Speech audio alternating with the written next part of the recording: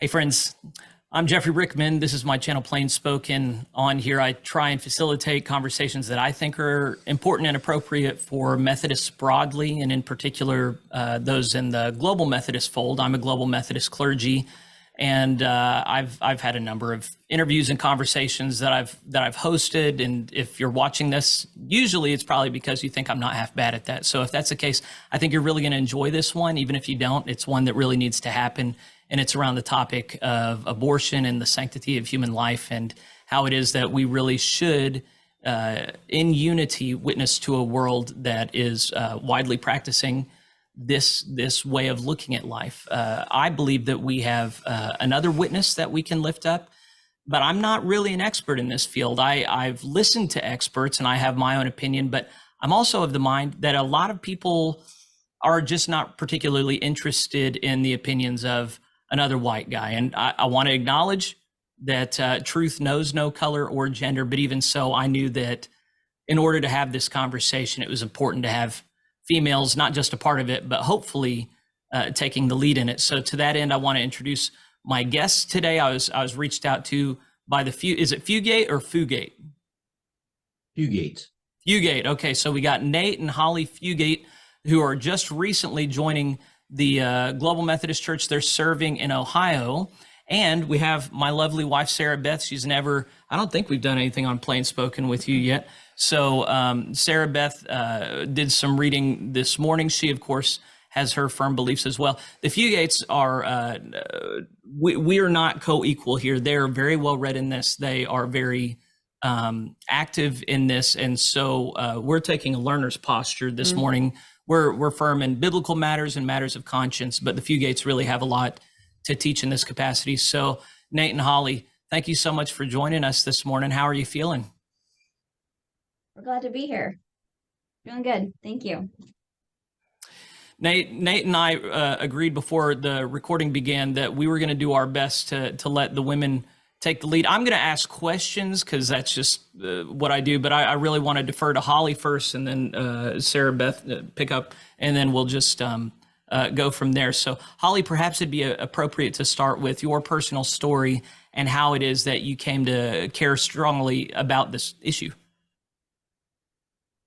Well, I remember that I started noticing it as being something that was drawing on my heart as a child, probably about 12 years old. I started to pick up on things that I would see in the news, things that I would hear my parents talk about, and notice, oh, this is a problem with the world, isn't it? This is how people are treating children. And as a young teenager, that was right when, I don't know if you've seen it, the movie Amazing Grace came out. About Wilberforce and his Clapham cohort taking on the right to own slaves in a way that nobody had ever thought to address before in history. And they basically changed the entire concept of how the world views slavery. And I thought, that's what I should do. What's the equivalent issue in my era? What would I be called to be involved in? And it seemed obvious that the equivalent thing for right now was abortion, because it's something that most of the world sees as normal and as a right.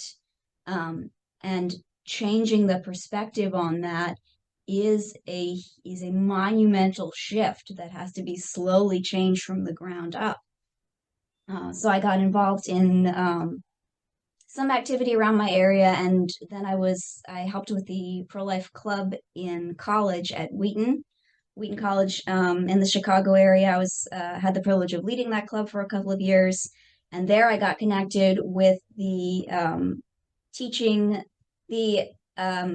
education and outreach organization Justice for All, which goes around the country teaching pro-life apologetics in a very gracious, very grounded manner to college groups and church groups around the country. So I got to intern with them for a year out of college, traveled all around the country, learned all the arguments, got to be like inside at the table while new arguments were being developed. Actually, I was there when what is now considered in those circles to be like the best pro-life argument, while it was like at the drawing table. So it was a really neat timing for me. And I got to hear and talk to probably a couple hundred different pro-choice people in conversation, where I was really trained to listen to them and try to understand their perspective and be able to articulate the logic of the pro-life position in a way that they could receive. Um, Now, I did not end up staying with Justice for All because we were getting married and he had a more grounded locale to his job because he was getting his first church appointment. Um, and as I said, as I left, that I had done so much telling other people, helping other people want to love their children, that I wanted to go and love my own now. So we got married and started having kids. You guys have how many children now? 3 living. Okay. Okay. Sarah Beth, for the sake of the audience, would you rehearse kind of your background in this topic and where you started and where you currently are? Yes.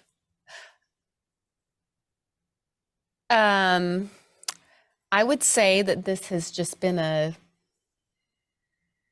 afterthought for me for most of my life.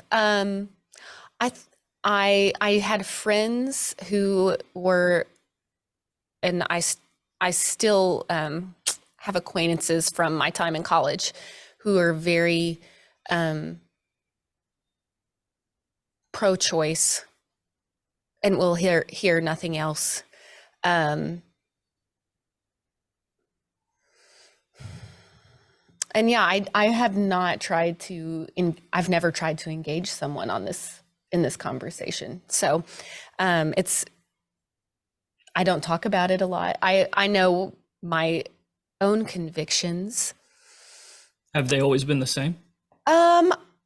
You know, they may, I don't know that I have always been pro-life. I may have wavered. I never made a decision to be pro-choice.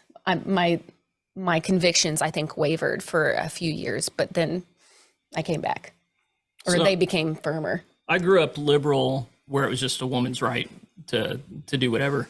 And then it was actually I don't know if you remember this. We were on the road in Idaho when we lived up there, and there's this guy who makes Christian comics, Adam 4D. I don't know if you've ever heard of him, but it's the scenario is that two people are driving in a car, and up ahead they see something wrapped in a blanket that might be moving. It might be alive. They're just not sure. And they have this kind of they have to make a decision. Are they going to run it over, or are they going to swerve out of the way? Well, if it might be alive, you swerve out of the way. So, in a situation of doubt, you choose not to kill. So that's just what opened me to the ethics, reopened me to the ethics. And then I've gone to the other pole now, where I'm of the mind that as soon as a new unique chromosomal being begins at the moment of conception, that's a new life, and that none of the arguments about dependence or developmental ability at all figure into that. So I'm a black and white guy. I just get very clear there. And that's not that I have no compassion for those with limited resources, but that is, historically informed perspective shows the vast majority of humans who've ever lived have been in desperate and dire poverty. They brought children into that world and made the best of it. And we can too, if we choose to live with dignity and rather than materialistic concern for pleasure. So that's all cards on the table where I'm at. Nate, briefly, I think you had a similar path to mine where you weren't as clear until your wife started causing you to ask questions. What were the particulars of your journey on this subject? Well, I'm probably a little bit closer to your wife than you, because I've always been from a pro-life perspective in saying, nope, I think this is a human being. I think we ought to protect it, but I just didn't really care that much. It wasn't part of my milieu, it wasn't part of my thinking, it wasn't part of my passion. And then Holly and I met in college and started dating, and we started talking about these things that were important to us. And you've heard how important it was to her even at an early age. And in those conversations, it was made very clear that, yeah, I was on her side, but it wasn't my thing. And I remember very clearly sitting in by the coffee shop in one of the buildings, and she's saying, "Nate, if this many children were being killed anywhere else in the world for any other reason, I know that you would care. I know that you would be outspoken and be doing something about it. Why aren't you like that here in your own backyard?" And those were kind of like a kick in the gut and saying, yeah, the what I say I believe and my priorities uh, don't line up here. And so I had to kind of reevaluate, do I really believe this? Do I really care about it? And I started looking at the arguments. I even started trying to debate you. So I flipped sides when she did that, just kind of as a defensive mechanism. And yeah, she won me over, and I said, all right, this is something that I need to start dedicating my life to. Um, and so we've had the opportunity to work side by side since then. Obviously, she's done a lot more work on the outreach, on the grassroots work, and I'm more of a legal guy, and so I've worked more on the legislative side of the church. But we've been able to do some really cool work together. So when we're talking about church legislation, of course, you were United Methodist clergy, right? Yeah, I was an ordained elder. Yeah, so the United Methodist Church was very big on legislation, taking a public stance on any moral issue. Seems to me that the Global Methodist Church is not at all geared in that direction. Do you get the same impression? I think at this point that's true. I think that there's more of a push to say let's focus on doing ministry at the local church level and giving more freedom to churches to figure what that is for their context. And that's one of the reasons why we were kind of hoping we could have this conversation, because the GMC is very much in its formational stage and figuring out what its DNA is going to be. And some of that freedom, I think, is important to have as part of the DNA, but we think that being able to articulate a position on abortion, to train laity in why we take that position, and to have that formed as part of the nexus of who we are in the GMC is pretty important.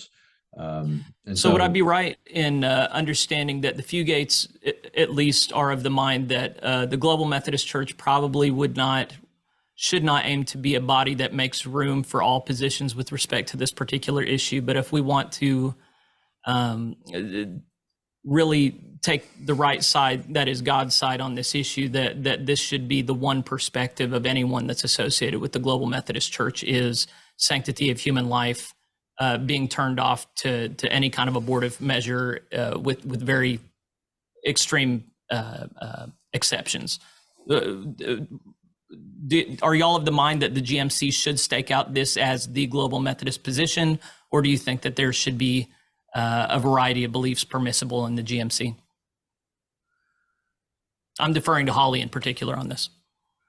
Well, I am not the one who is involved in the legislative side of things, but I think that it is both of our perspectives that it is important to the foundation of the Global Methodist Church to be clear on this issue.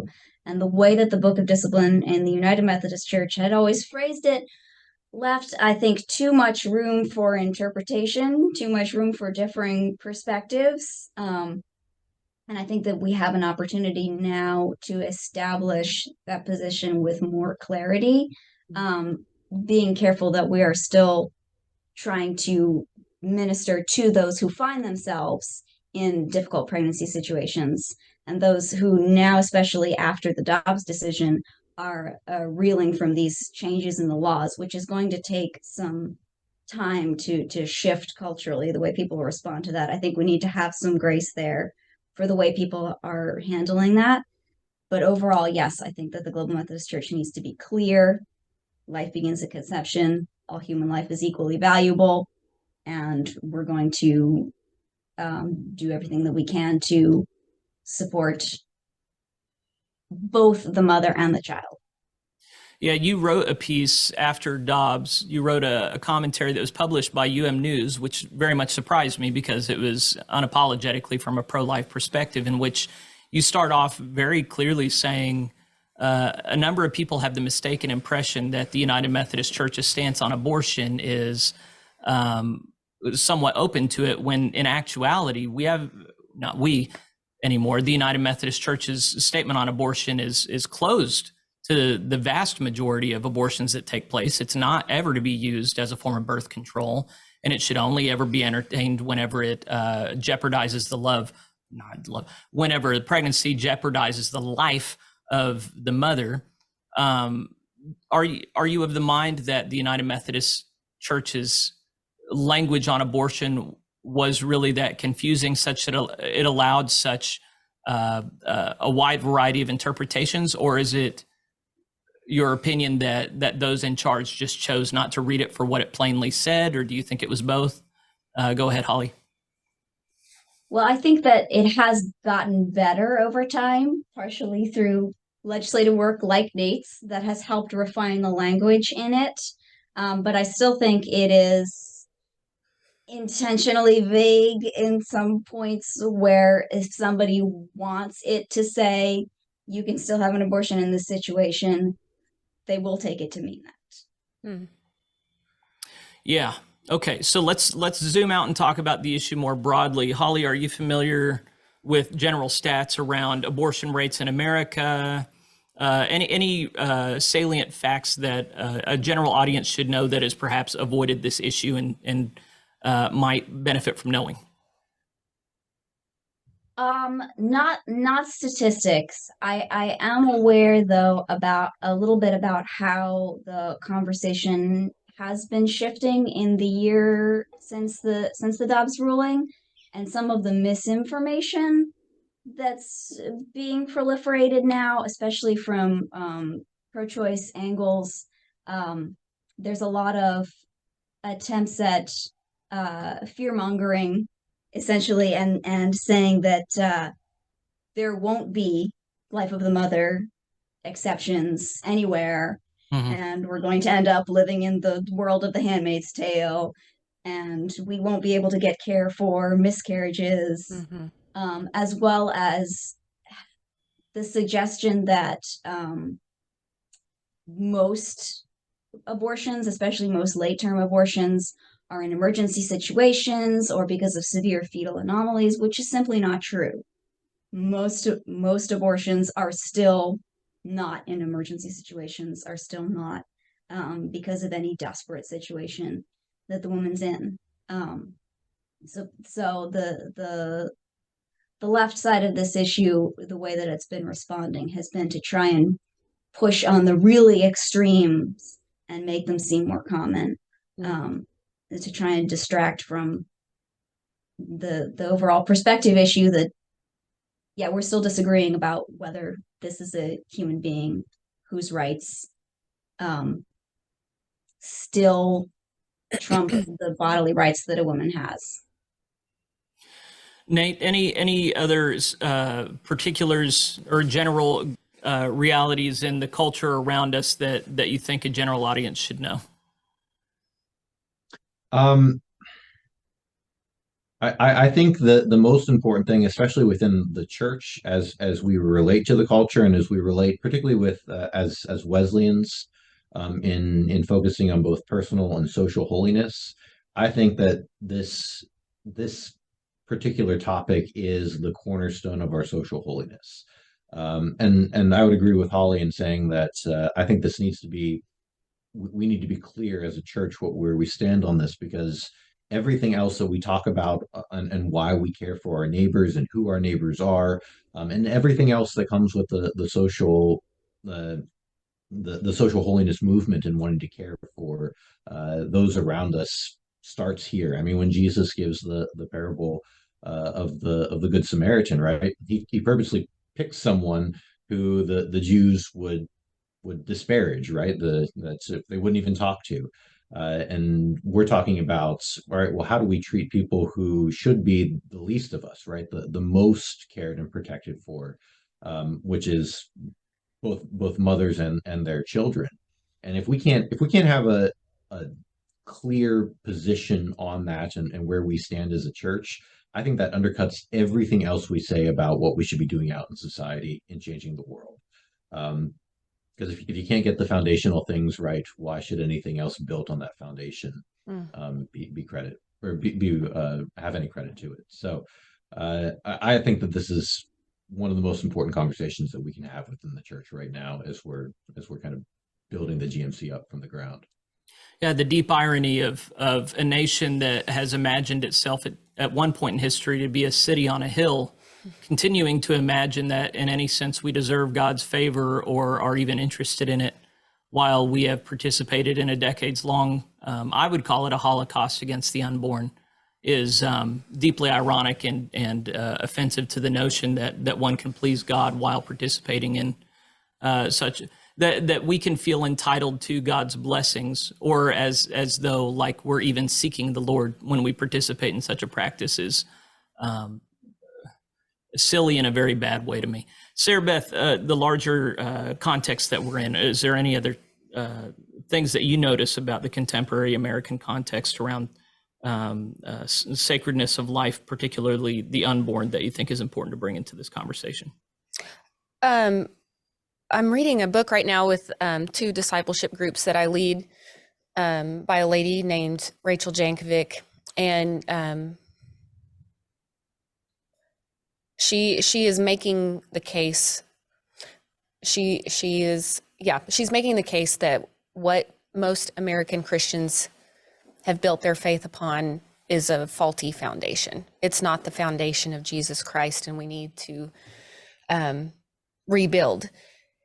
And so she spends the first few chapters helping the reader understand what this foundation is that we've built upon rather than Christ. And she talks about existentialism, and I'm not a philosophy person, and my eyes were glazing over, and I was just like, why am I reading about this? I just don't understand. And she, I mean, the man that she was using as the main proponent of this system of beliefs was just depraved and lived a miserable life. And it just, you finish the chapter and you're like, oh, I feel sick. But she says, it on the outside, it seems generally okay. He's making the case that existence precedes essence. We exist before we truly have our real being, our real value. And she helps us understand or see how this is faulty when we take it to the most extreme, which is, okay, if we exist first without value, then it is okay to abort an unborn child because they're not valuable yet. They have not created themselves yet who they truly are. And then in the same vein with our elderly, with dementia and Alzheimer's, like, are they not truly themselves anymore? So they're not valuable anymore. And, where does that lead? And so that's really impacted, reading this book has really impacted my thinking and helped me get clear on why I believe what I believe. Mm-hmm. And what's wrong with what's often promoted by the culture around me. So I'm sensing, so in almost every conversation I'm ever in, I'm the idealist, but I'm sitting down with 3 people dealing with ideals, and I'm going to be the realist, I guess, in this conversation. So when we're dealing with the stats, my understanding is that the United States of America generally has I think the population's around 335 million right now. It's hard to say with the southern border being how it is, but since abortion was legalized and entered a time of free-for-all in the United States, there have been over 30 million abortions. I think we can safely say. I actually think it's closer to 34 million, but that's roughly 10% of the American population as it stands, having been extinguished. Mm-hmm. This has not been co-equal among all ethnic groups. Rather, it's been concentrated especially in the Black population. There are certain regions like New York City, which would have twice the African-American population today if they had not been practicing this sort of eugenics. Abortion was advocated by eugenics advocates, including the founder of Planned Parenthood, Margaret Sanger, who definitely believe that it should be used on Black and brown people to reduce their populations. Abortion centers are disproportionately located in Black and brown population centers.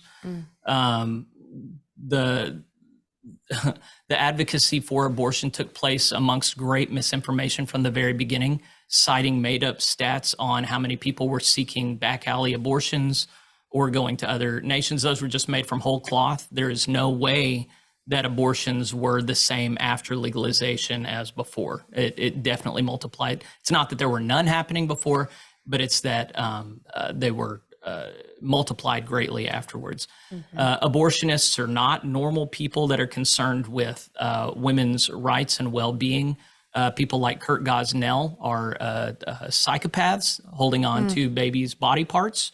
It's been substantiated that abortionists have sold babies' bodies, aborted babies' bodies for different things to different people. And instead of doing anything about it, the people exposing it have been sued to oblivion.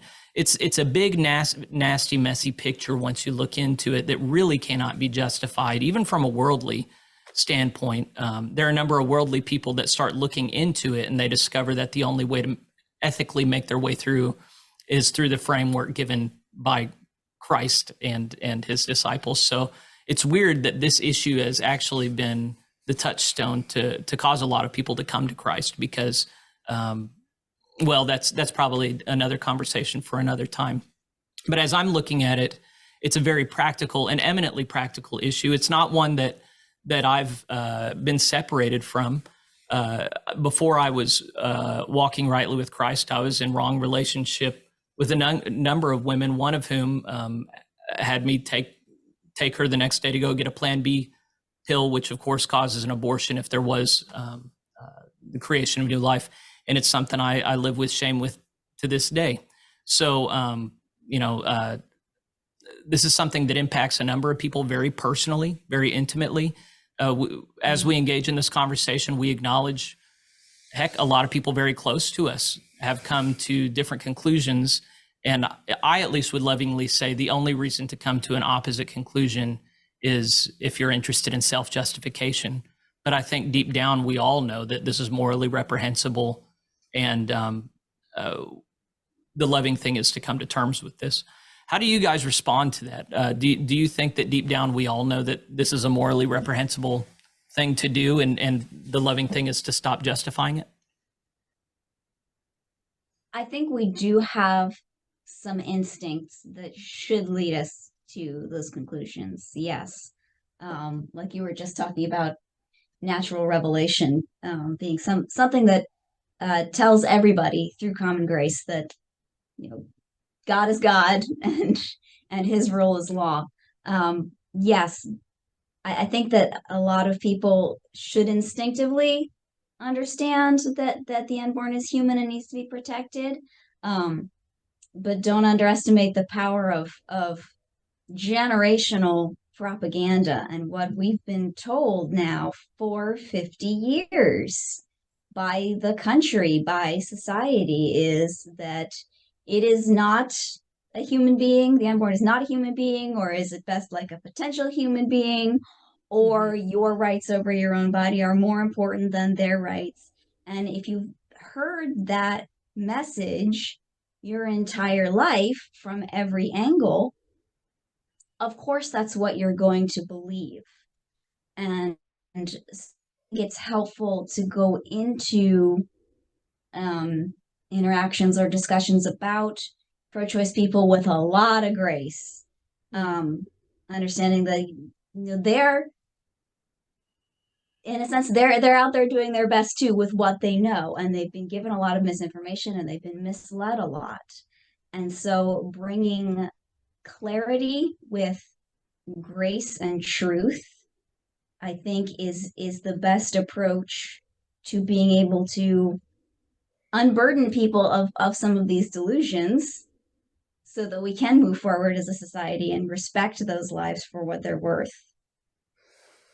And that balance of grace and truth was always something that I was striving for early on when I was first exploring these kinds of pro-life rhetoric arguments.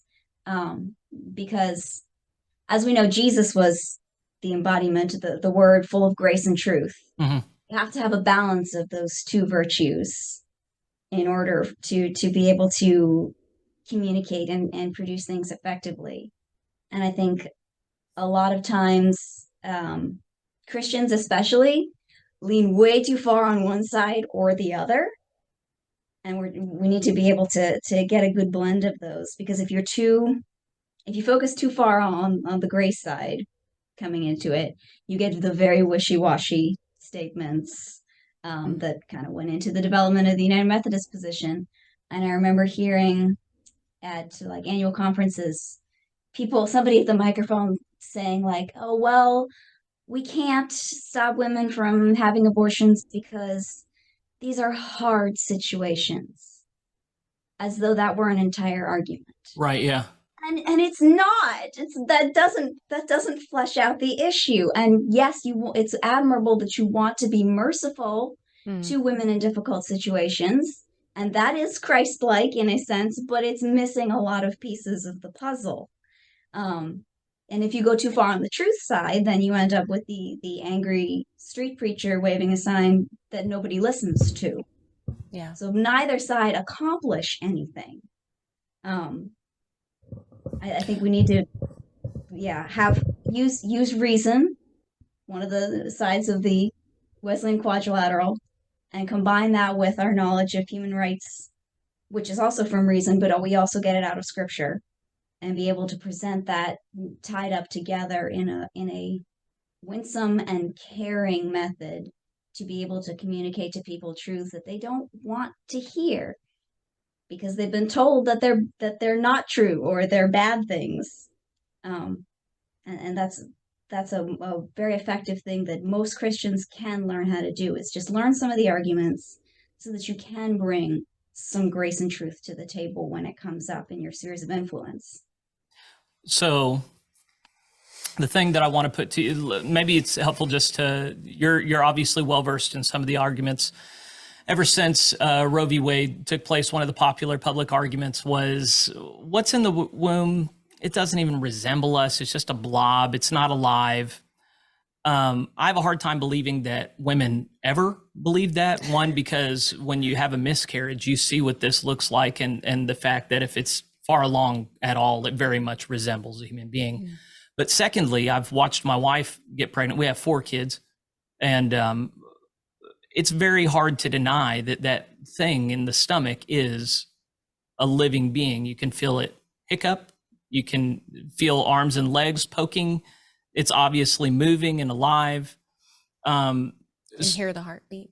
Yeah, you can hear the heartbeat. So it doesn't pass the sniff test for me to imagine that people seriously ever believed that what was in a woman's stomach at that point was not a human life, did not resemble human biological life. You're obviously more gifted than I am at this grace angle. Can you validate? I mean, for me, who just thinks it's absurd that anyone could ever even believe that without a serious mental defect, is there a gracious way to see that other than people just being very self-interested and self-justifying? Well, why don't I talk about the clarifying what was just said, and then maybe you can talk about the philosophical side. So that is something that we've heard plenty of times of, like, we don't know what this is. And so we don't know how to treat it. And therefore we should defer more to taking care of the mother, who we can define. We do know how they're supposed to be treated.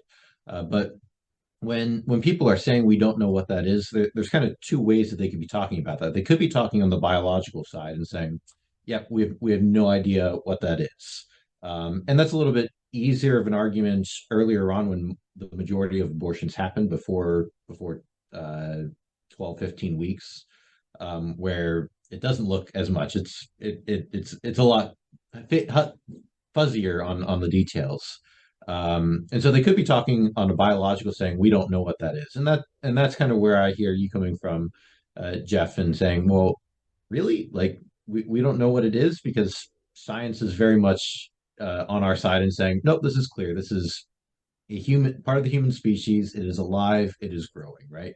It is a biological human. Mhm. And so people could mean that, and you can argue on that points. We found the majority of people, when they say something along that, aren't arguing from a biological perspective and saying we don't know if it's like a human species or not. They're arguing more on the philosophical side of saying, okay, maybe it's part of the human species, but it doesn't have the same rights that we have. It doesn't have the same value that a normal quote unquote human would have.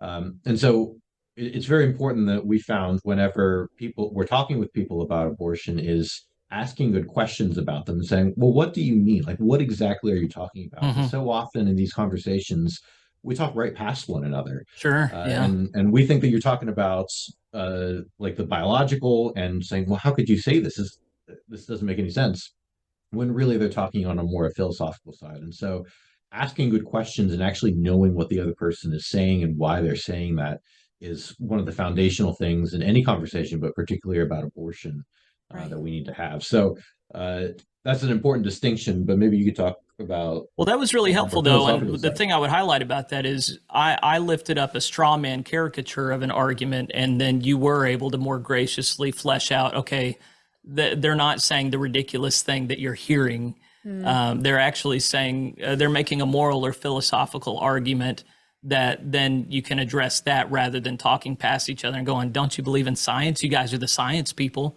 which completely misses the point. So, so what would the rebuttal be then that does make the philosophical or moral argument that, despite the fact that these creatures with human chromosomes haven't taken breath, you know, for some people that the biblical evidence for constituting a new worthy life is taking breath for the first time. What is the firm ground we stand on to say, nope, these creatures are every bit as deserving of protection, love, care, life as anybody else? Holly, can you summarize that case in a way that is winsome and gracious for our audience? I hope so.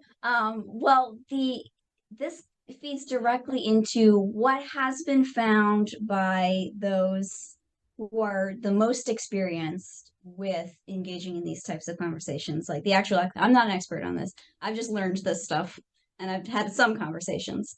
But the one argument that has been found to be the most helpful, that addresses that perspective that yes, the unborn might be biologically human, but it isn't a person in the same way that you and I are, is what's generally called the equal rights argument.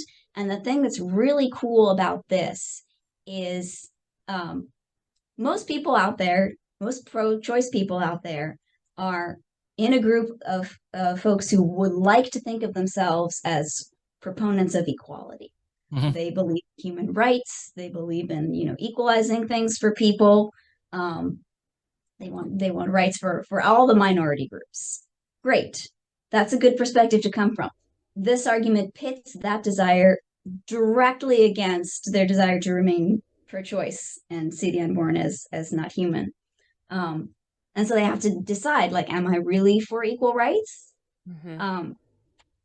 So if I were talking to you about this, I would say, well, let's stop talking about abortion and the unborn for a little bit and just talk about the people that we see around us.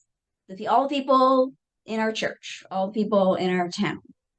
Would you say that they all have the right to be given basic equal treatment, like the rights to life and food and shelter? Would you say that all the people around us, not talking about the unborn right now, Yeah. all the people that we can see around us in our town, Yeah. Easy. do they have equal rights? Any reasonable person would say yes. Yeah. They do. So if we all have equal rights, then it seems like there has to be some common denominator that explains that. There has to be something the same about all of us.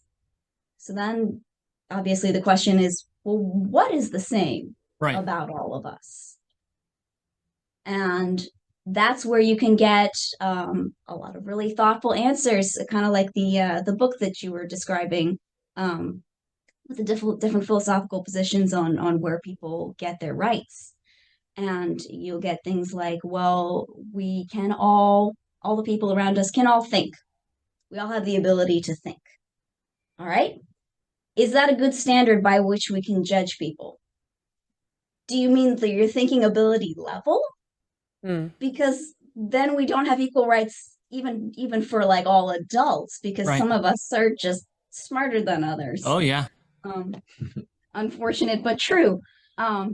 So that clarifies that it has to be something, it has to be an all or nothing property. It can't be a sliding scale. It can't be like a dimmer switch.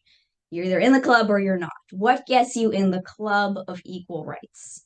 It can't be your thinking ability. Can it be your ability to think at all? Can anything that can think at all get into this club of equal rights where we're the same moral level as a human adult? The problem with that is that most animals can think at all.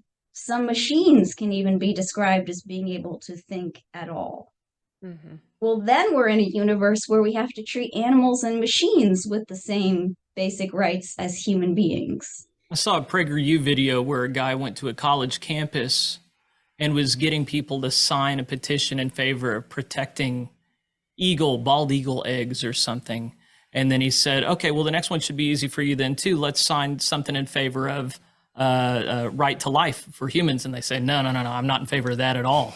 And you see that, yeah, a lot of leftists care much more for wildlife, non-humans, than they do about humans. They really have created this other category in which these things in the womb really are not even human. So in that sense, I do see. Or valuable. Yeah. Yeah, they haven't been given the bald eagle is valuable, but not the unborn child. Well, yeah, and in that one, it's even more insulting because, I mean, of course, an eagle in the egg cannot think any more than a human fetus can in the womb, but even so, they're more valuable. That's weird. Okay, so go on, Holly. The power of this argument, not to jump in on you, but the power of this argument is we're leaving the unborn off the table. We're just talking about. We're just talking about. Let's figure out a universal principle that can be applied across the board. What constitutes a worthy human life? IQ is not it. Thinking ability is not it. What are some other thoughtful responses? A common one, again, like the book that you're describing, was self-awareness, your ability to like recognize yourself as an individual being. And so while being able to think set the bar too low and let all the animals and computers in, self-awareness sets the bar too high, and it excludes young toddlers, infants, some people with mental disabilities. They cannot see themselves as an individual. Babies don't have that ability until at least past like their first birthday. They don't look in a mirror and know that that's them. So then if that's the bullet we're going to bite, then you have to say that toddlers and babies are also not in the community of equal rights. So you can't set the bar too high and exclude babies, and you can't set the bar too low and include animals. There's nothing that fits in that category except for something like humanness.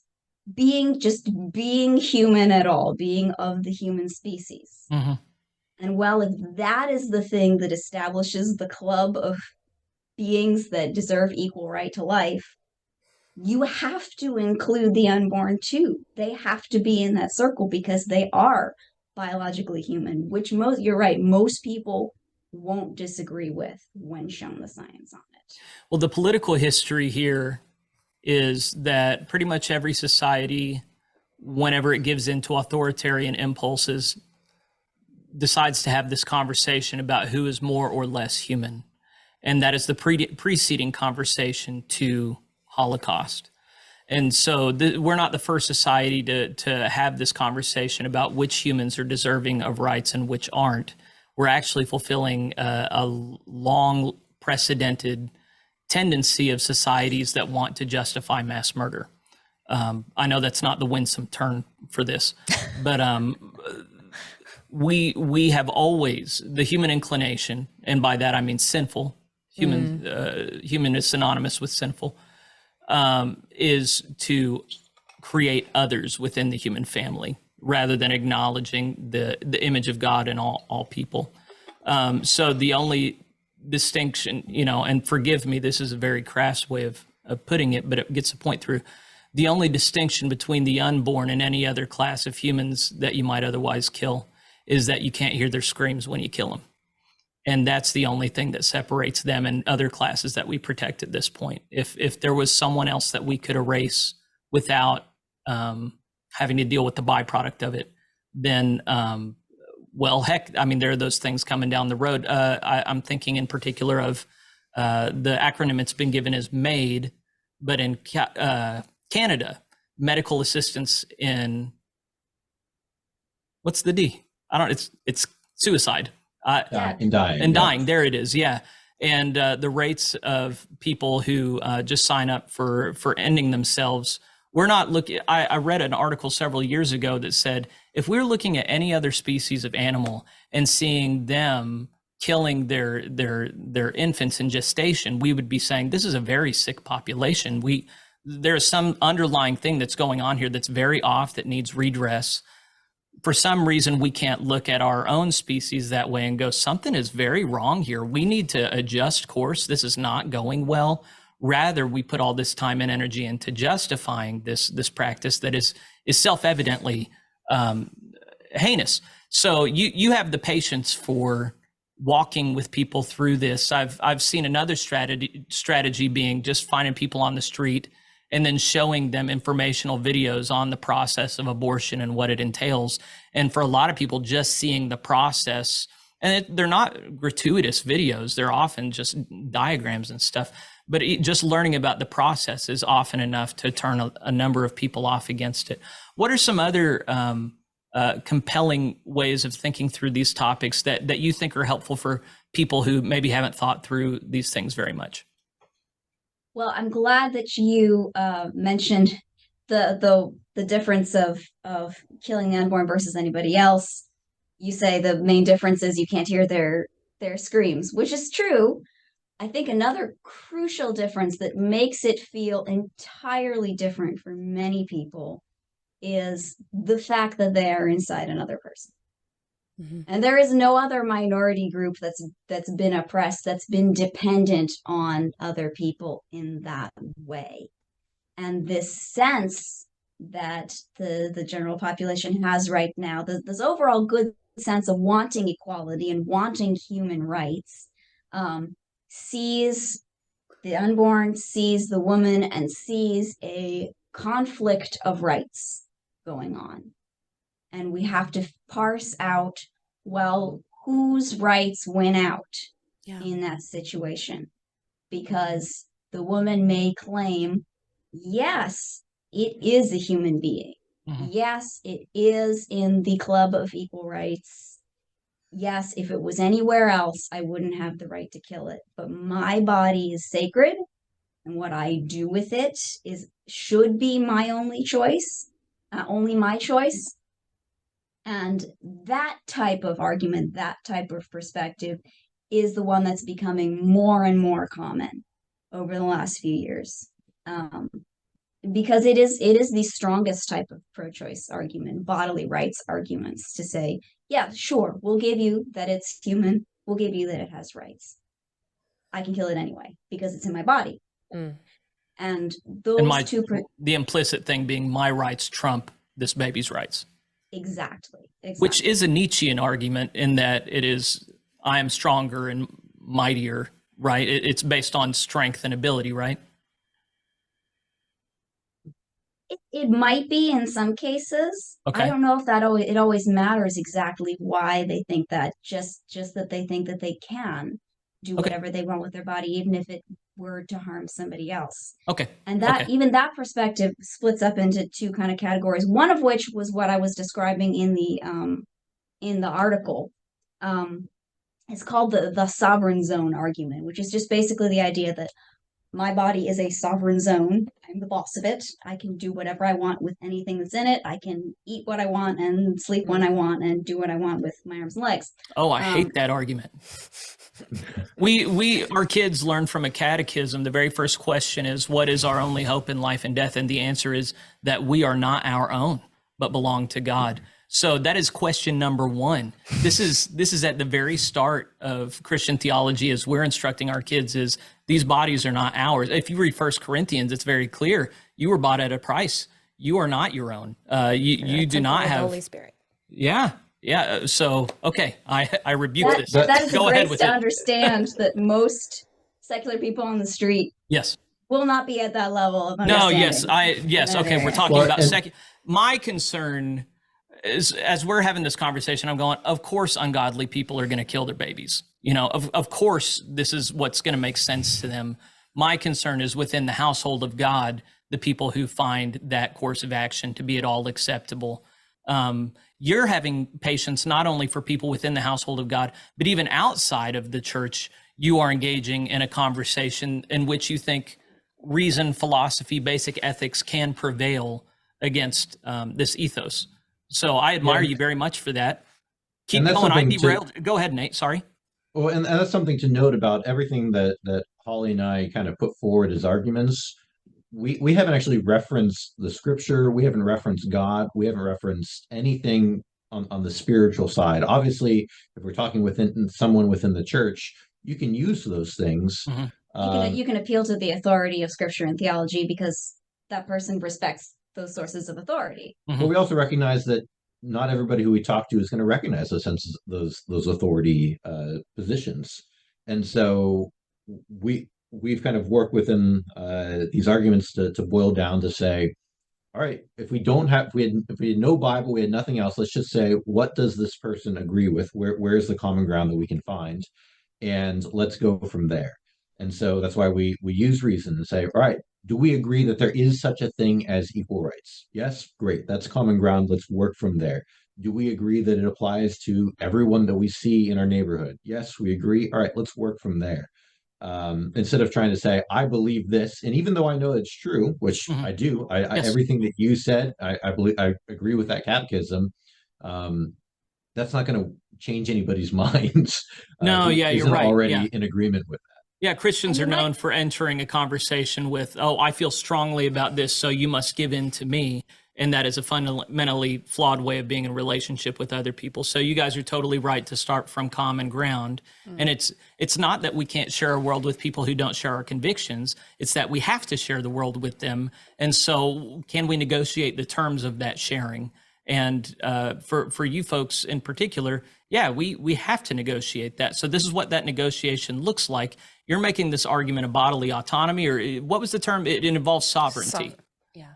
The sovereign zone. I Sovereign wanted zone. to say first, though, that you might be interested to know that there is a hefty body of pro-life atheists and agnostics who do hold to pro-life reasoning just because it is logically consistent, and they believe in people and they want to uplift people, and there's actually a thriving organization, Secular Pro-Life, who's been very active lately, who brings in the non-religious but firmly pro-life and gives them an avenue for action. So I think that's really cool. That is Um, interesting. Yeah. Yeah. This has been something that, everybody knows that libertarians are godless, right? So I'm joking. My sensibilities are kind of libertarian, but it's been something that's really divided modern day libertarianism, because for some people it's the mother's right. And then for some libertarians, it's obviously babies have equal rights. So I want to come back to the sovereign zone. I love that term, even though I hate the concept. But let's be clear. Is there any medical condition necessary in which the solution is to abort? There are obviously scenarios like ectopic pregnancies where a fetus is a risk, a harm to the mother's body. In those extreme cases, is abortion necessitated? The intentional dismembering of a fetus and extrication from the mother's body, such as to end the life of the baby, is that medically necessary ever? I don't believe so. Now, there are always very weird outlying situations that could come up. But as far as I understand it, if the child is large enough to do a DNC on at all, they are DNC. also large, a dilation and evacuation, Thank you. which is where you would dismember the fetus. If the fetus is big enough to do that, then they are also big enough to do a C-section or to induce labor and to at least give them a shot at surviving outside the womb. If it is in fact the situation where the mother will die if she continues to be pregnant, which is also very rare, but if that happens, you can still treat both patients with the respect due a human being. You do not have to dismember anybody. And you're, just to be clear, you're talking about later on. Yes. Because obviously ectopic pregnancies Ectopic do pregnancies, happen, yeah. and those are problematic. You would agree, I think, that We thought we had an ectopic pregnancy this summer. We miscarried before we were able to get it diagnosed. But we were in a situation where we were prepared to have to take action against that if it was going to threaten my life, because in those situations you cannot save the child at all. And so you have to be able to save who you can. Yeah. That is still treating the mother and the child as equal patients. A stat that I failed to bring up earlier, but it figures into this as well, is we can do comparative analysis of countries that have no toleration of abortion versus those who do. Those countries that have outlawed abortion do not have higher maternal mortality rates at all, and in the case of some, actually have higher mothers' health outcomes for mothers. So one of the pieces of misinformation that comes out is if we do not allow for abortion, a lot more mothers are going to die, and that's something that can be clearly demonstrated as false, because the world is bigger than the United States of America. We can look at other places that do this. So let's hop back into the line of thinking that you were doing earlier. You were talking about the sovereign zone and the fundamental conviction that a lot of women have, in particular, that this is my body, I can do with it what I want. Yes. And so when somebody is making a sovereign zone argument, claiming that they can do whatever they want with whatever is inside their body, that can often be shown to not be something that is consistently held by the person if you suggest more and more extreme situations. So that's often something somebody might say about having an early term abortion. Well, it's my body. All right, but what about late term abortions? What about 9-month abortions? What about right before giving birth? Where is the fetus then? Where is the unborn child then? It is still as much inside her body as the 6-week embryo was. Right. So you have to be consistent. You have to be willing to say that you are in favor of abortions through all 9 months. You have to be willing to say that you are in favor of abortions for any conceivable reason, like the baby is a girl and I don't want a girl.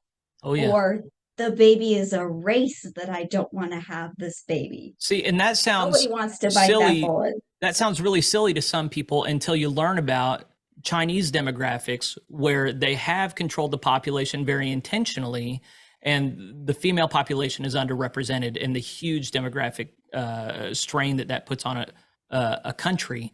And yes, it's been done for racial reasons as well, although we can't point to such a clear example as China. So there are some things that just seem so outlandish and outrageous to people who are not very historically or geographically informed. So these are real things, real concerns.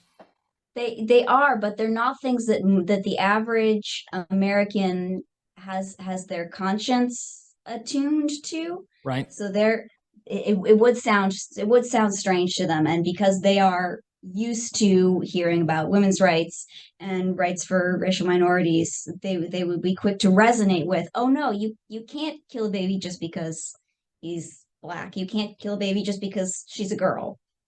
Their moral compass is on point with that. That's not something that they would be confused about. So if you're holding to a sovereign zone view, You have to be willing to accept any abortion at any time for any reason. Okay. You would also have to be willing to say it's all right for women to like take medication that would be harmful to her child in utero for any Sure. reason. Or do And meth. this is Yeah. and this is where it's a really powerful kind of teaching, even though it's a thought exercise, really. But if people, because some people are willing to bite the bullet and say, all right, if I'm going to hold to a sovereign zone that says essentially my body, my choice, right? I can choose to do within, and that includes being okay with 9-month abortions. That includes gender selective abortions. That includes race selective abortions. Say, yes, I wouldn't personally do that, but I think that a woman should have a right to that. Some people will bite the bullet on all of that just to be consistent. And so one of the things that we often do is walk people through a thought experiment with a drug that used to be on the market and no longer is called thalidomide. It was used back in the 60s. You've read about 50s. this? Yeah, Sarah Beth read up on the history of bad medications. So Yeah. you know a little So- bit more. I think I've seen some pictures on what this caused. Go ahead, Nate.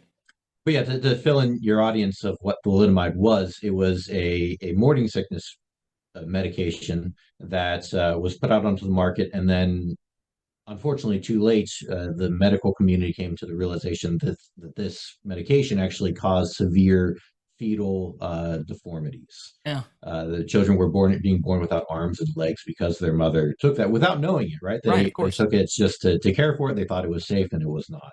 And so it's been since taken off the market. But we have this clear case of thousands of children being born with these deformities because of this. Right. And so what we do is we take this very real thing that happened and say, well, let's walk through a thought experiment. Let's say that we have a woman who finds out that she is pregnant, but she is just incredibly sick. Like I remember with our first child, Holly ended up in the hospital because she was so sick that she was getting dehydrated. We had to get her an IV just to keep her and the baby safe.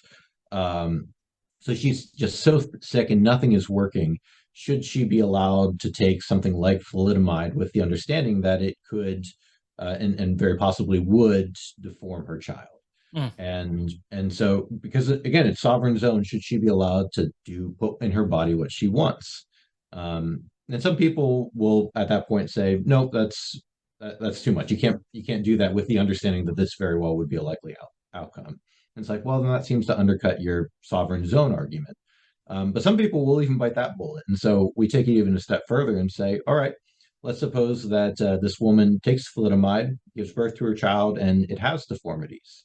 And so she's dealing with this child who has severe disabilities, and she's caring for it, but she finds that people are really caring for her. She gets a lot of help. People are coming along, and this baby is loved so much more than perhaps she might have been if she had been born healthy. And so she gets pregnant again. This time she's not sick, but she sees how wonderful it's been. She loves the attention that she's getting because of this disabled child.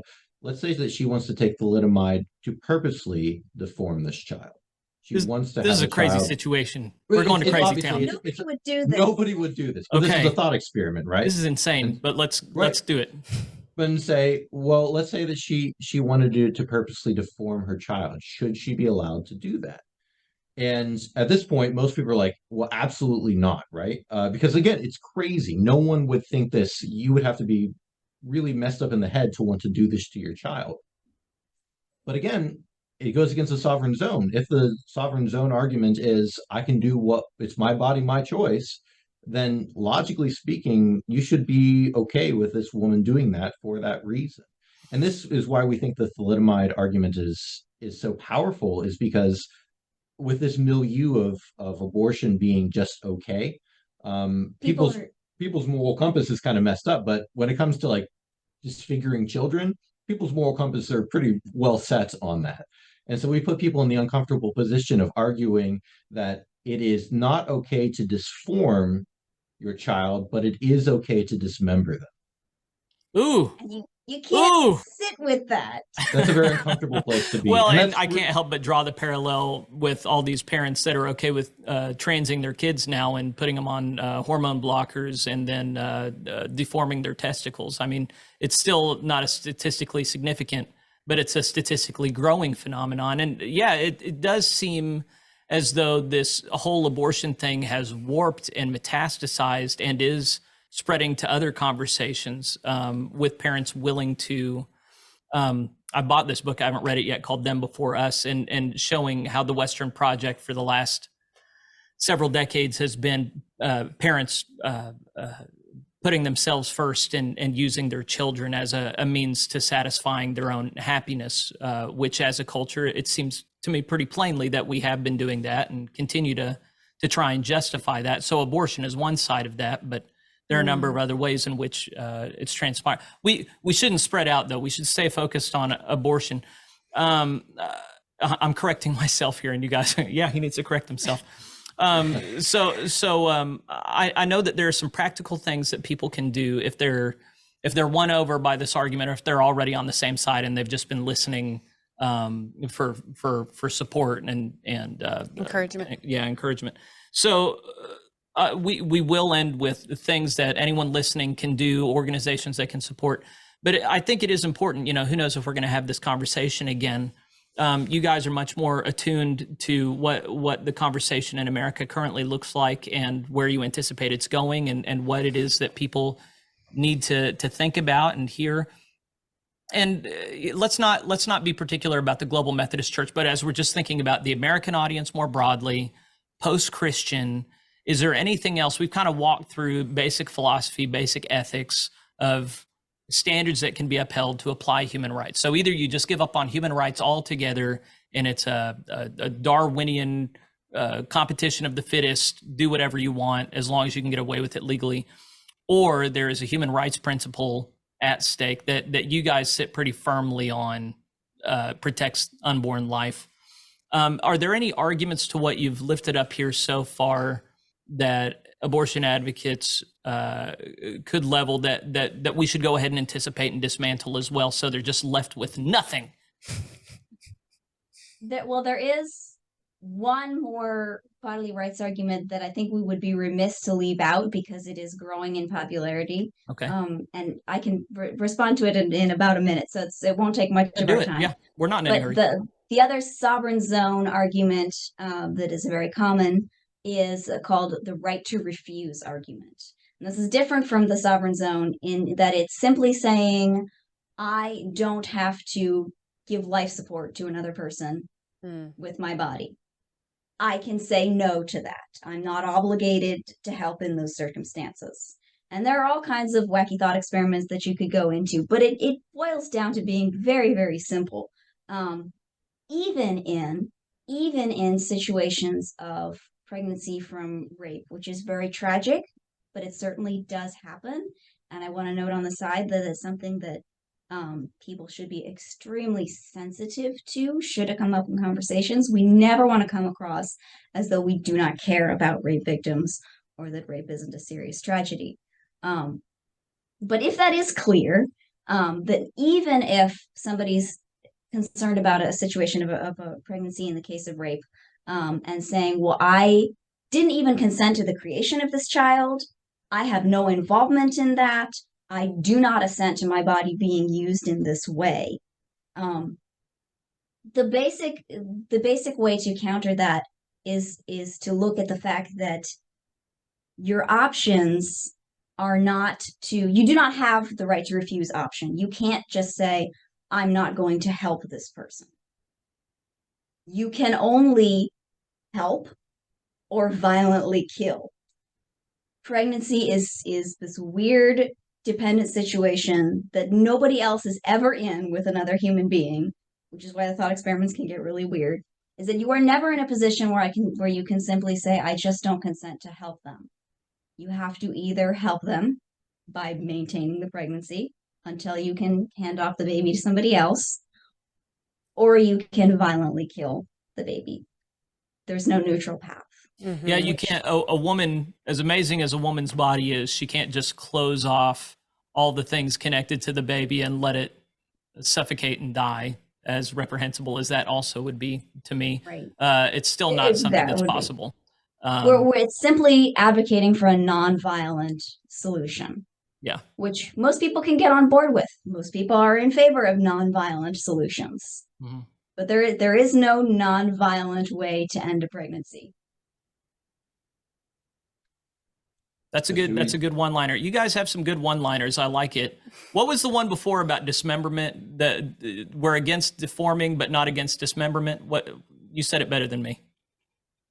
Oh, you mean with the thought experiment? Yeah. Yeah. Yeah. So we put people in the uncomfortable position if they say no, a woman shouldn't be allowed to take thalidomide to purposely dismember or to deform their child, and say, all right, you are against deforming your child, but you are for dismembering them. Dude, that's such a good one-liner. I hope I remember. If nothing else, I'm going to hold on to that one today. Well, and to give credit where credit is due, we want to make sure to establish that we didn't come up with these. Nope. Yeah. We're not that creative or smart. These are mostly drawn from the work of Justice for All and the Equal Rights Institute. Yeah. Actually, those two, all of the bodily rights arguments we brought up have been mainly worked out by a philosopher named Tim Brom, who has worked for the Equal Rights Institute. He's a good friend of mine. So yes, the Equal Rights Institute is a great resource for learning about all of these arguments in depth. We have just scratched the surface. For anyone who's inclined to be disingenuous or contentious, I know a number of people will hear y'all talk about this and go, oh, they trained for this. They're ideologues. You know, they've been given a script. They're following a script. You know, they're doing this as a means to power. They're avatars of a political ideology, to which the pushback needs to be, look, we can know something is true and still need help explicating how it's true. You know, even when the truth is self-evident, that does not mean that we magically have the vocabulary and the thought structure to be able to explain it to people who don't share in it, you know? So the fact that you guys have gone to such lengths to learn how to connect with people who have such a fundamentally different worldview is not a sign that you're seeking to manipulate or disingenuously move the conversation in a certain direction. It's more that you've used everything you can at your disposal to learn how to connect with people and seek common understanding. So it's an admirable thing. And not only that, but this is something that I tell, especially when we do any training to talk people through these arguments and the logic of it, is I say, anytime I'm in a conversation with somebody about abortion, especially if they disagree with me, my goal is not to change their mind on the spot. Most people don't do that anyway. Right, exactly. My job is to and we use, again, stealing language from other people, put a pebble in their shoe. I don't know if you ever had a rock in your shoe, but like you can ignore it and you put it into like the arch of your foot and you try to, but eventually you're just gonna be like, fine, I'll take my shoe off and deal with it.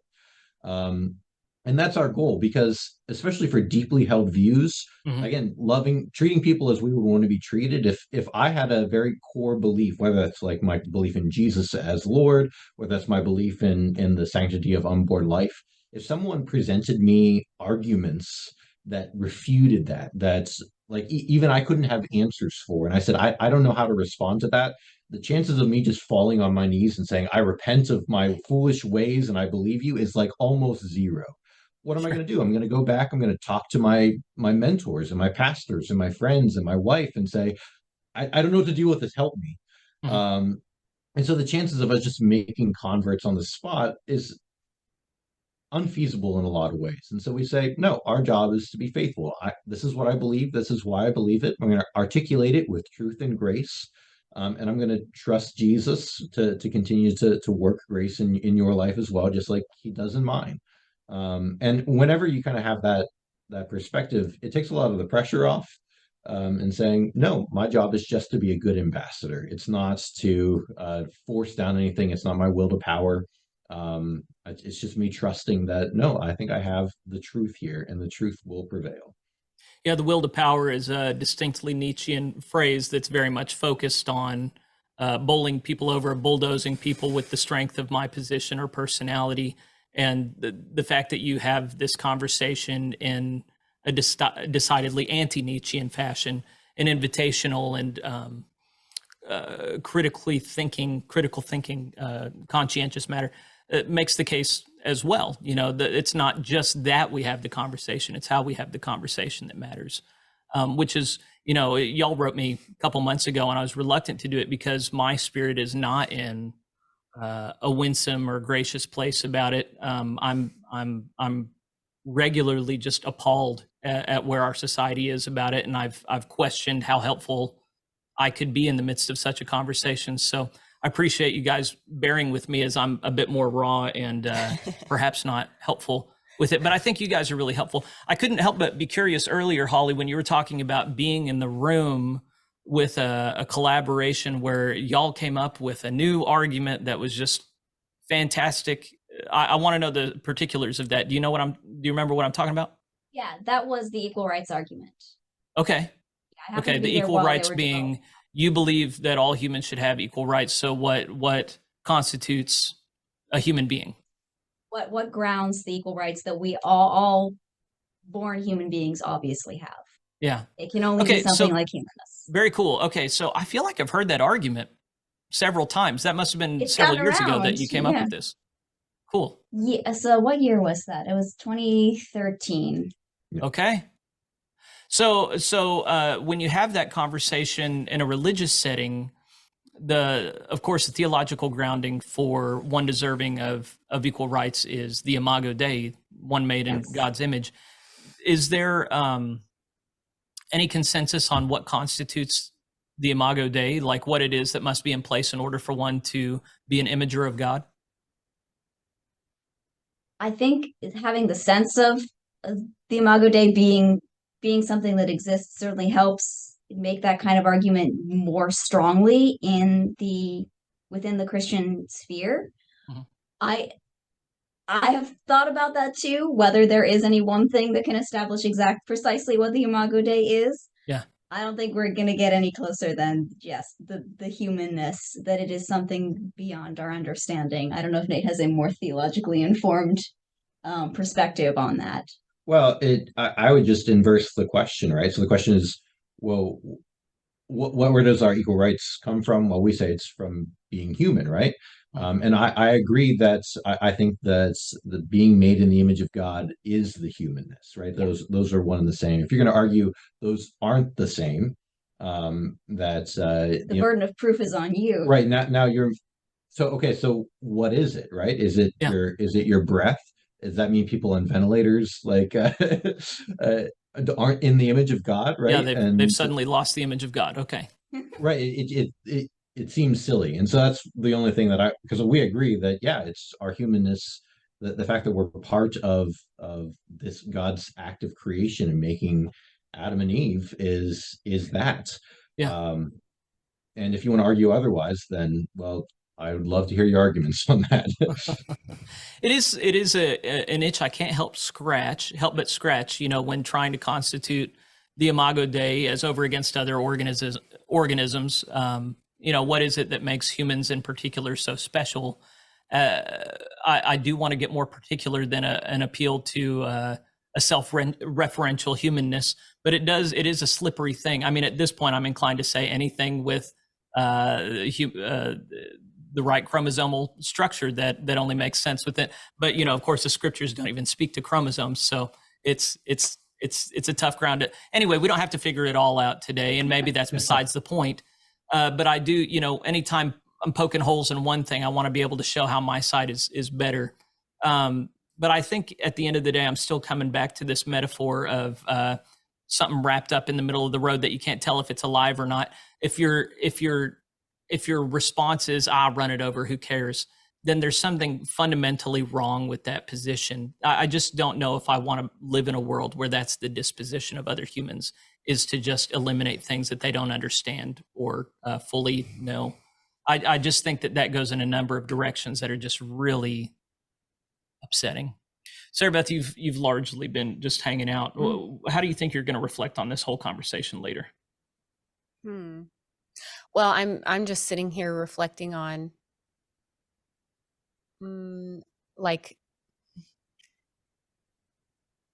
I personally would have a hard time separating my Christian identity in the midst of conversations with people. So I'm just sitting here struggling with that internally. I don't have any thoughts on it. I'm just like, wow, I don't know how we would do that. Yeah.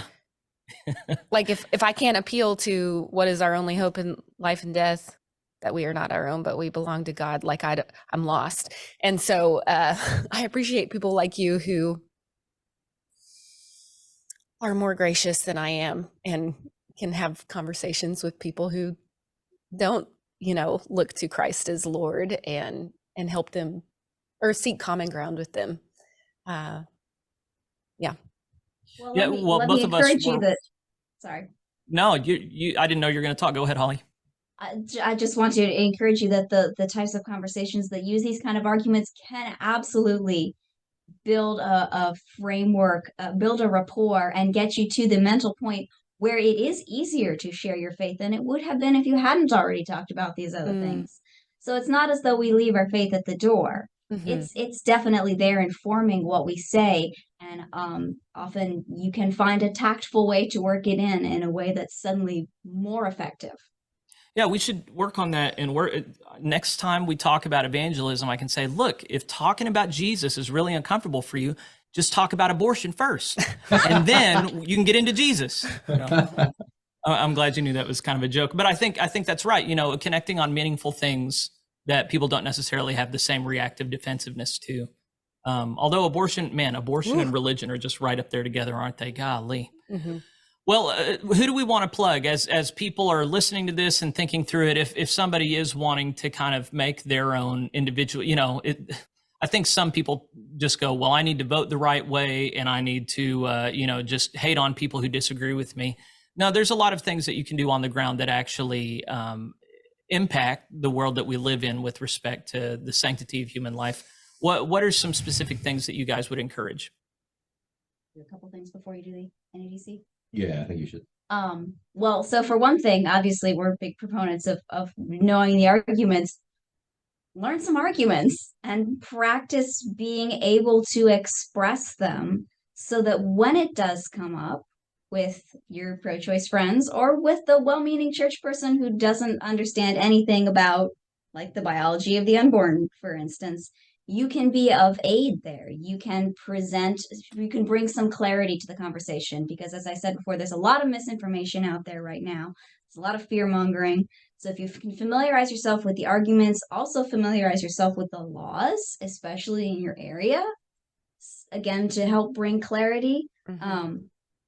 And I will say again, the Equal Rights Institute is a great place to start for learning some of these arguments.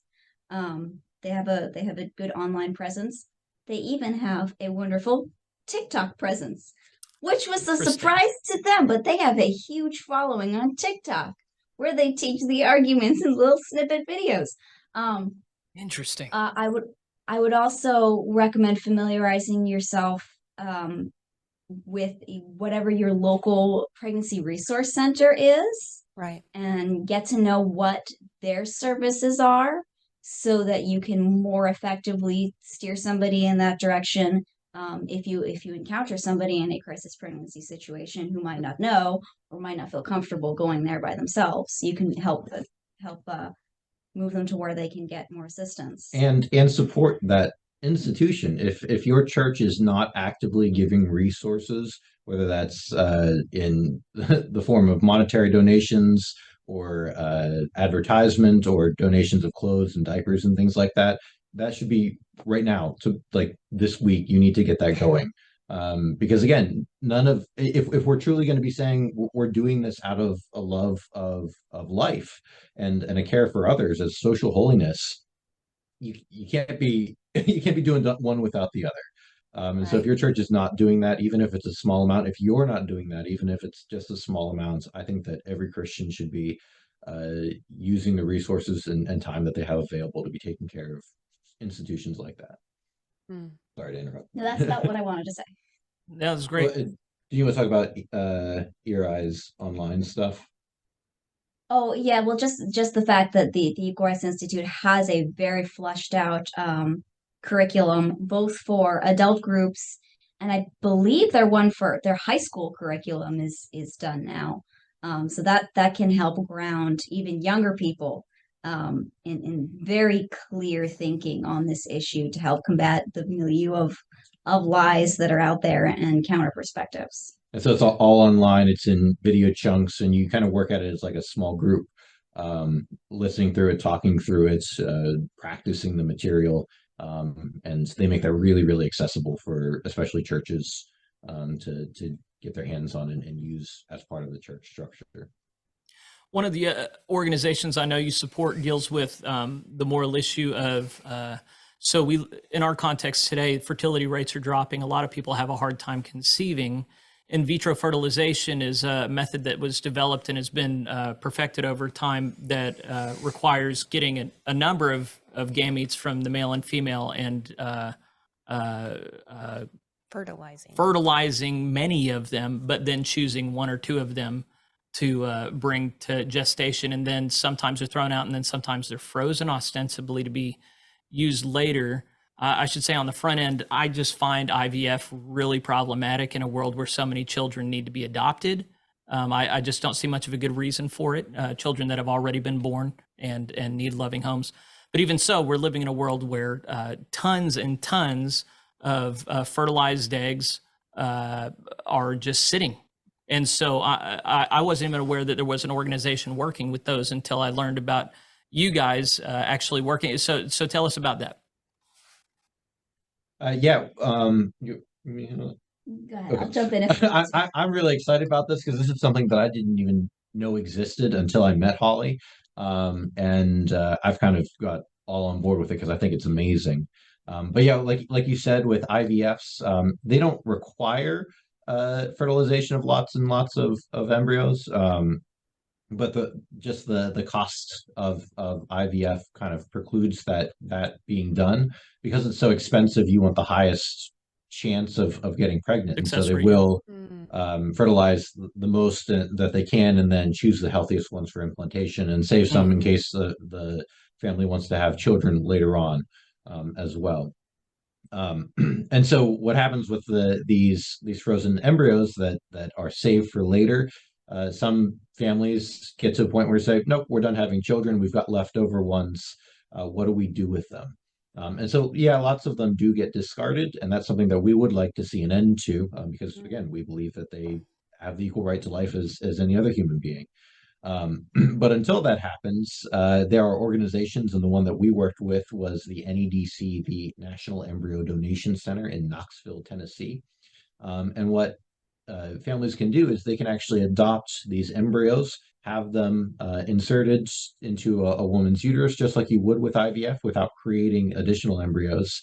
And it's been really powerful process for us because, again, we haven't had problems conceiving. We have 3 children of our own, but we said we want to extend the resources that God has gifted us with a good home, a good job, to take care of another family's child. And so we went through that process. Unfortunately, we lost the twins that we did adopt. But it's a powerful, I think, Christian expression of our faith to adopt, and in particular to adopt these children that are often forgotten. But it's also important because few people know about it. And it's also a very good resource for people who do have problems conceiving and have fertility issues. A lot of times doctors will push people right towards IVF and say, let's do this, which again is very expensive. You can run 40 grand to do IVF. Whereas this option is to both adopt and save a life. And it's also much, much more affordable than IVF. And so if you're watching, or you know anybody who is struggling with conceiving or having children of their own, this might be a really good avenue for them to look into, to adopt a child, to give birth and to care for it, while also making a big difference in the world. Yeah. It was a perfect blend of caring for the unborn and meeting my own sense of calling towards motherhood. Yeah. Because not only could I could care for these unborn children by making myself their mother. And they will live in our hearts always. And I think that even though ours passed away, it was not it was not a worthless endeavor. I think it was still a very valuable ministry to extend to them, to give them a family, to give them a name and a home, and people to mourn them, and people to remember them. Sorry, we're gonna cry now. So yeah, we definitely plug the NEDC for all the good work. Their staff is top notch. I've never met doctors or nurses that were so invested in the work that they do and so loving and caring of the people that they worked with. And their success rates are the best, literally the best in the world. I just saw they passed 1,400 live births of these children since they've started. I mean, many of them do not implant, many of them do miscarry, but their statistics on how many do make it through the entire process is better than any other clinic.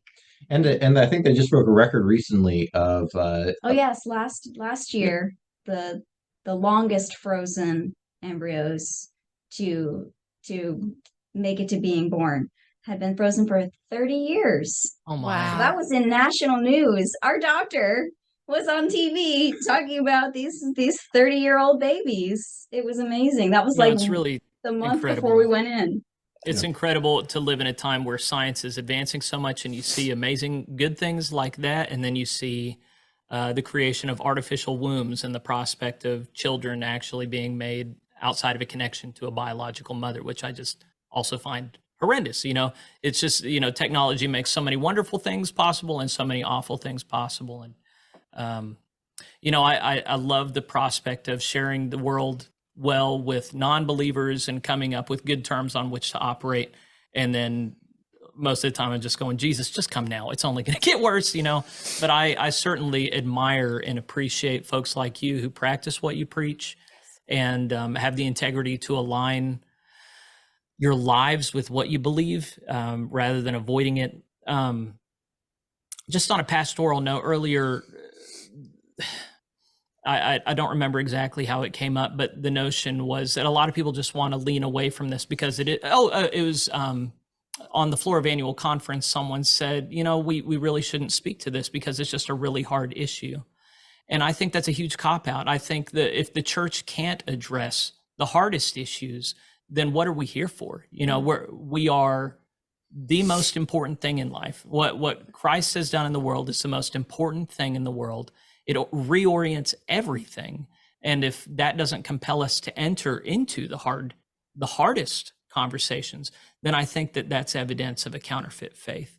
And so you guys definitely give a lot of evidence for the reality of a true Christian faith.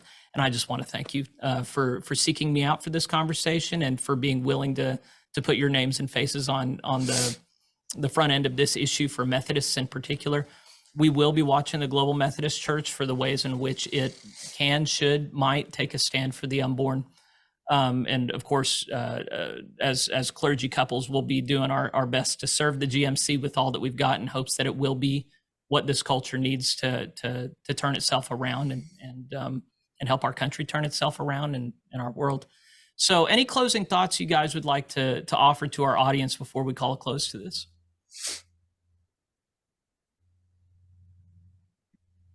Just say if any of this conversation has stirred you, don't sit on that.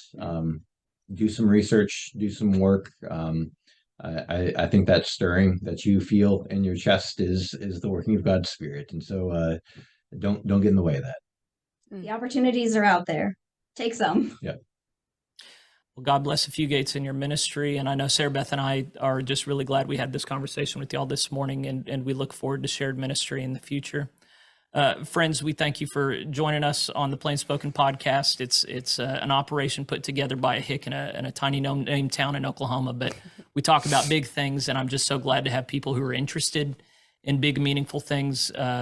We could all just be phoning it in and continuing in on where we started, but I think we're at an inflection point in history where a lot of people want to make sure that they actually are on the right side of history, or even more importantly, on the right side of God. And so I just really am appreciative for people who've engaged with this particular topic. I know it's something that a lot of people get worked up about, and it obviously even stirs up some hardness of heart in me. And so thank you for bearing with me. And I do want to really push you hard to listen to the Fugates. And if you are moved to act, do what they said. I think they're a source of wisdom and conscience that is much needed. So be in prayer for them and their ministry, for the Global Methodist Church, for the Christian church more broadly, and for our nation. As I said before, I'm prone towards pessimism, but that's not where Christ calls me. He calls us to be salt and light. So God bless you, Fugates, for being salt and light, and the Lord protect us on our journey. Amen. Amen.